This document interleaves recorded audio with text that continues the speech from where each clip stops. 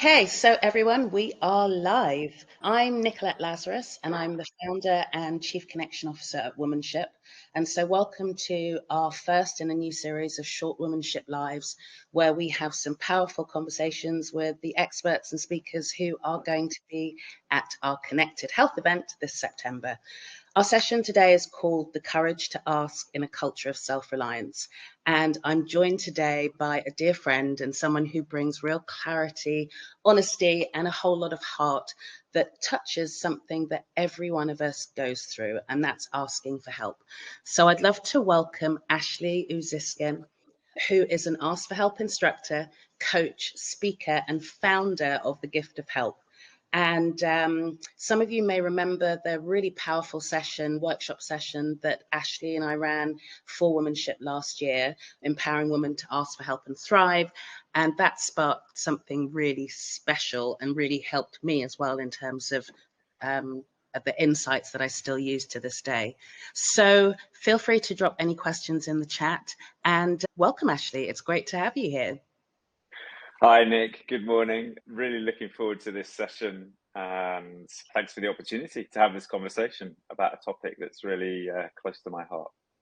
Well, we always have great conversations, so let's hope this one kicks off in the same style. So let's start with something pretty light. As you know, I am a fan of connections. So firstly, those kind of networking party ones that we have. So my question to you is, do you remember how we first met? It's a great question, although this feels like we're dating. But and then I'm embarrassed to say, to be honest, I know how we met, but do I remember the first time we met? I'm not so sure, but how we met is through your partner, Simon. And Simon and I crossed paths professionally back in the days when I was in corporate world, and Simon was doing some strategic consultancy for us when I had that corporate role.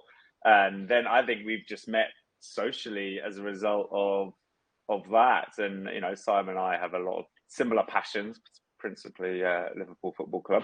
And then from there, I think, you and I have been on this wonderful journey where you've got your passion project and your mission, and I have mine, and there's so much crossover.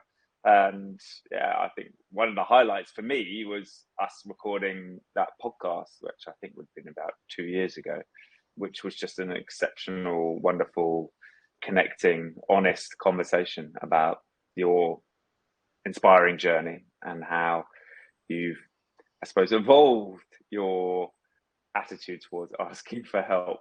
But that's how I think we've met in our connection journey.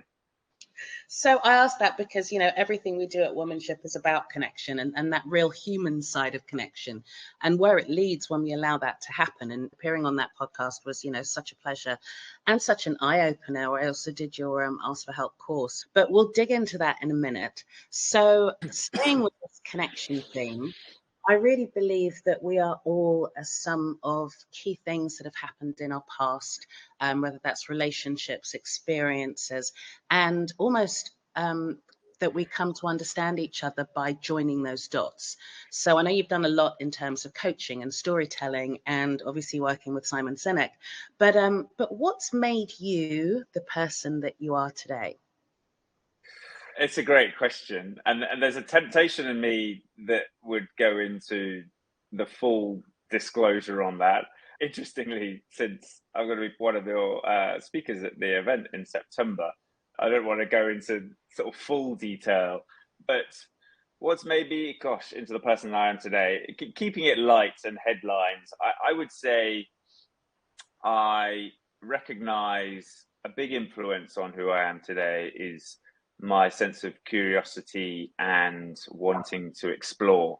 So I've lived in like 4 different cities around the world at different stages of my life. So born and bred in London, had 5 years in Sydney, 4 years in Madrid when I was married, and then moved to Amsterdam and had 12 years there. And that's obviously where we've connected and met Nicolette. And then other influences, my childhood, which, as I say, it's quite a complex one with lots of stories. And as I say, I think I'll I'll leave it light for this morning, but I'll go into more detail at the event in September, which really has influenced why I'm doing what I'm doing and why I'm passionate about asking for help. Since I recognize I'm sort of 52 years old and spent most of my life being a stubborn middle-aged man rejecting help and thinking I can do everything by myself. But one major event that I can talk to, particularly now because I'm very public about it, is I was diagnosed with cancer 2.5 years ago, and that was the most significant recent experience that gave me the wake-up call of how much I deserve to receive help, and not only that, to then experience when you receive help and then be brave enough to ask for it, the gift you give that person who's offering it. Because during that time when I was going through chemotherapy, I was just overwhelmed by the amount of support I received, but simply witnessing how much joy and pride the people that were offering help experienced was this wake-up call to, okay, if you ask for help, you're giving yourself a gift and you're giving the person who's offering the gift as well. And for me, that was really interesting because I'd never thought about the two sides of help before. I'd always thought about how difficult it was for me to ask for help, but I never thought about the other side of it. And when I help somebody, that feeling that you get just by being able to help somebody. 100%. And then this is why I call it the gift of help. This is where I think I found that motivation of perhaps this enlightenment of, crikey, I've been denying not only myself, but everyone around me this experience, this lift, this boost. So it's it's brave, but it's a simple act that if you can ask, you're setting this sort of catalyst in motion. And could that be, this is my hypothesis, the motivation enough for people to be brave enough and ask for help, knowing that they're giving a gift, not just themselves, but they can give someone else a boost, a lift, a sense of value and contribution and impact by offering help. And as you said, Nicolette, I often remind my people and myself of like, well, how would you feel to be asked? And perhaps to harness that as your motivation to go, okay, be brave, because you know that you're going to give someone else that opportunity to help you and have that lift, that boost.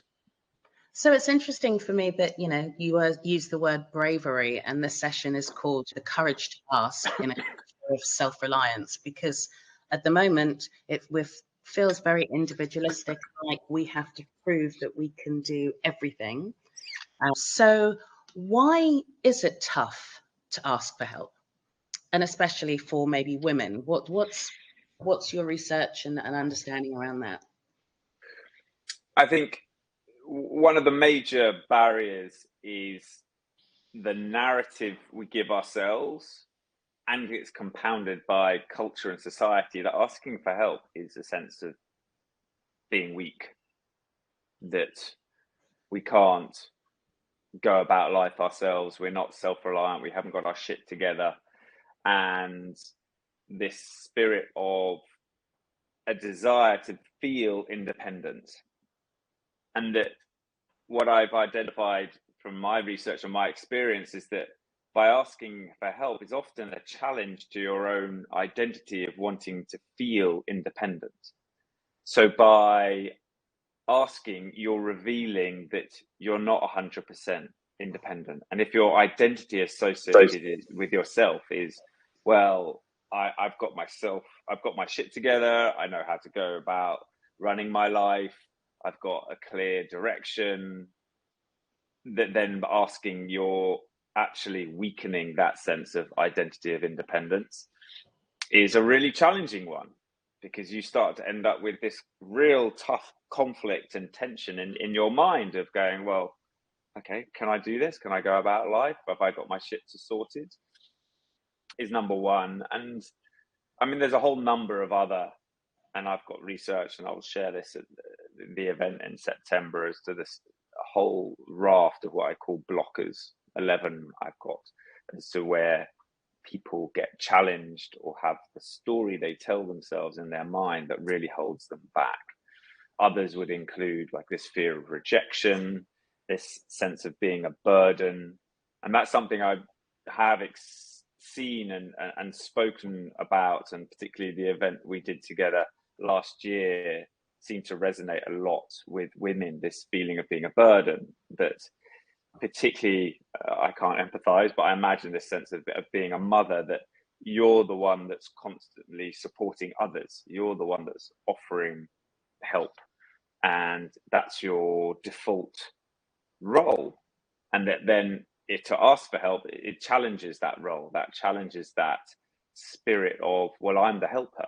And this is what I've learned, is that I think there's a female women's psyche that's their automatic default, is to always offer help, and that by asking it becomes a bit of a burden. Yeah. So those would be a couple of reasons as to why it feels such a brave act to try to ask.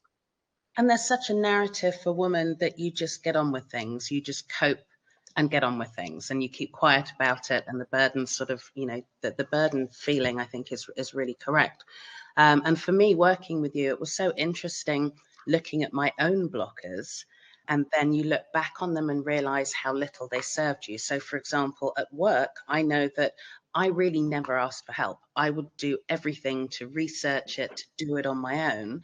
And it's only now, looking back at research, when I dig into this area, there's research that says people who ask for help are actually more likely to be promoted, which was something that really shocked me in terms of how I thought I was proving I could do everything.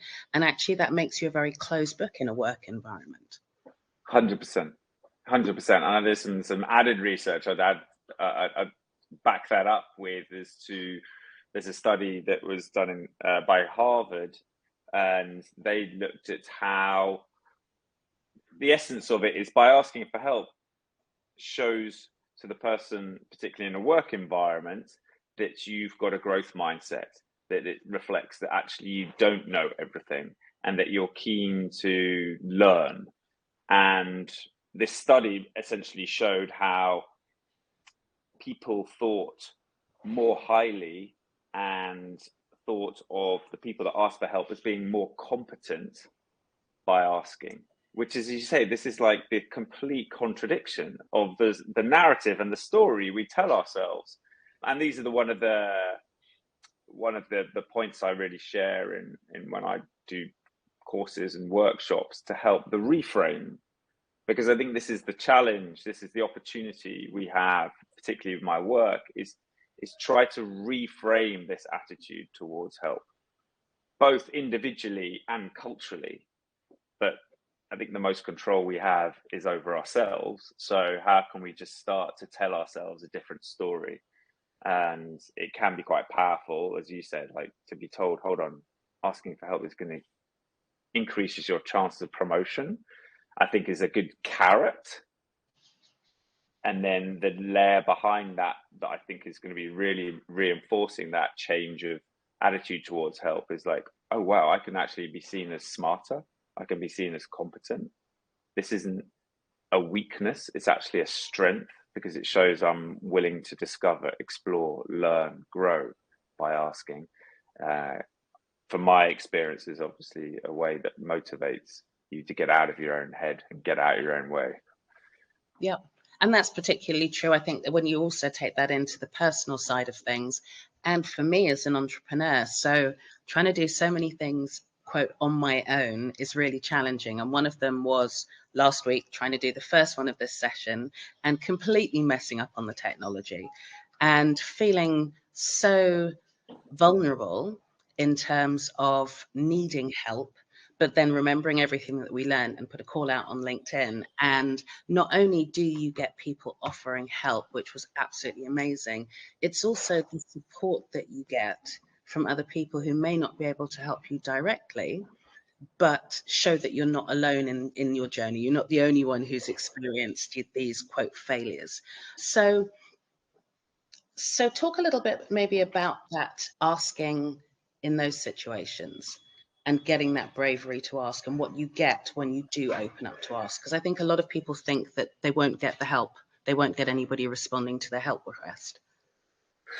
Sure. I mean, I can talk to it from my experience, but I was going to actually simply ask you if you've just been through it. So I'll answer the question, and then also I'd offer you to share what you experienced last week. But it's the opportunity that when you do try it, and often my very simple motivator to get people to start is just start small, and to then experience the different reality to then what you've told in your head.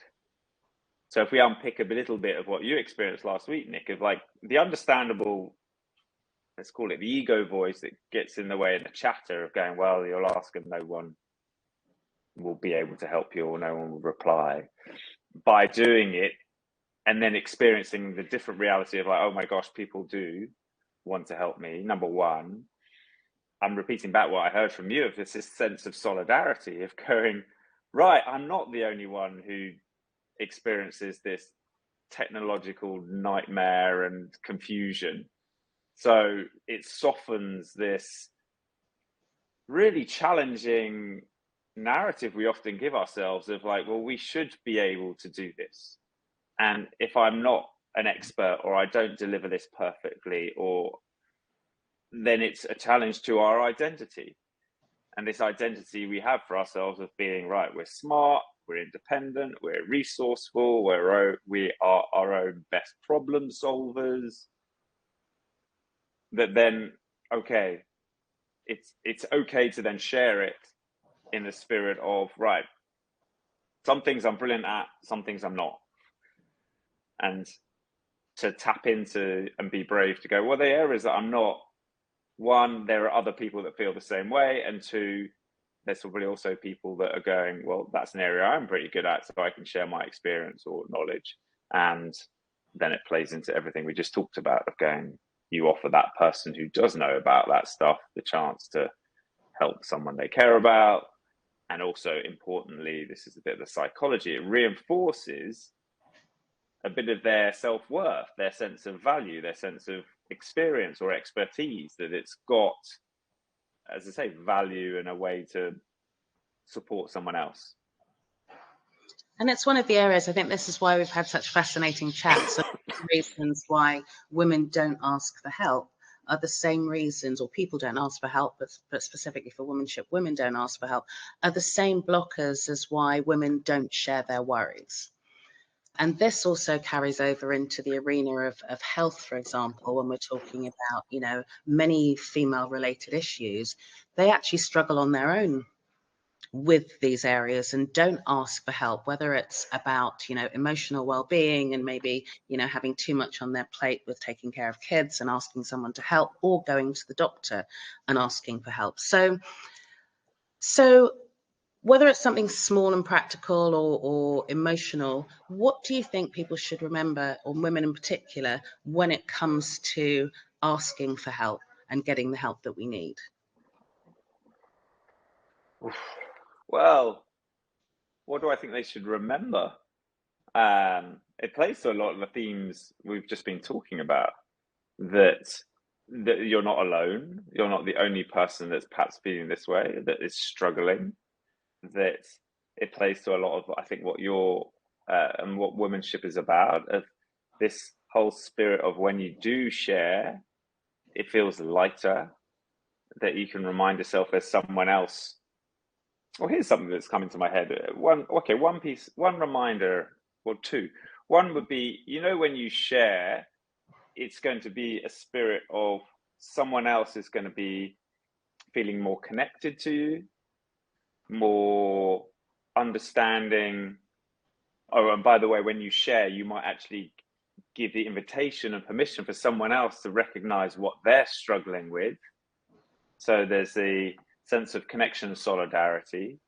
And perhaps also another reminder of like, well, what happens when someone else, a close friend, shares their struggle with you. How do you feel? And I think we've all experienced it. It's an extraordinarily powerful feeling of connection, of just understanding each other. And I think that's where we're struggling in this society at the moment, of that has this double whammy. If we just double down on going, right, well, we need to do this by ourselves and be independent, and yet all we're after is someone else to see us and understand us and realize, right, yeah, okay, I haven't got my shit together, and this is perhaps where I'm struggling. And when someone does open up to you, I don't know, from my own experience, I'm like, it sets off, I'm sure there's like maybe an oxytocin type release of going, right, there's a bonding, there's a connection, there's a feeling of, right, truly understanding each other. And perhaps that's just a gentle reminder to give ourselves of, right, okay, we don't need to do everything by ourselves. And when we do share it, it's a benefit, not just to ourselves, but also to someone else. And that sharing, again, it just shows how closely these sort of two areas overlap in terms of asking for help and actually being able to share what you're going through for that connection. So, you know, I remember during my own perimenopausal journey, even though I'd done all the research, descending into depression and not feeling that I could say anything through shame and embarrassment. And all these reasons that I look back on and that actually feel crazy that I wasn't able to. And then I got a text message from a friend of mine, and it was very simple. And it was, "Hey, Nick, I know I can say this to you because you won't think I'm going crazy, but do you ever wake up in the morning and think, what's the point?" Now, it wasn't like I was going to jump out a window, but she summed up exactly how I was feeling. And it made me burst into tears because I realized I wasn't alone. And just knowing that I wasn't alone actually gave me the strength and courage to ask for the help I needed to get through that period of time. So it was a really interesting coming together of sort of the sharing side and then getting the help that I needed through knowing I wasn't alone.